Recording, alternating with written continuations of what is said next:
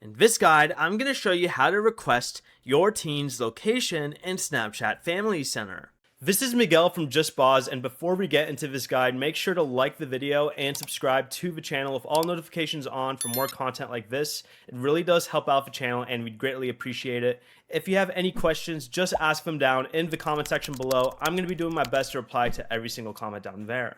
Begin by opening Snapchat and tap your profile icon in the top left corner, and then select the settings gear icon in the top right corner. Scroll down to privacy controls and then select Family Center. Select your teen's account, then find the location section.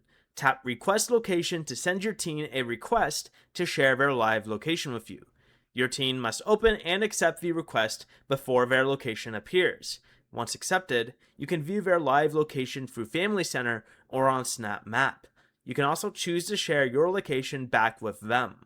Before you leave, remember to like the video and subscribe to the channel with all notifications on for more content like this. It really does help out the channel and we'd greatly appreciate it. And if you did have any questions, just ask them down in the comment section below. I'm going to be doing my best to reply to every single comment down there. Peace.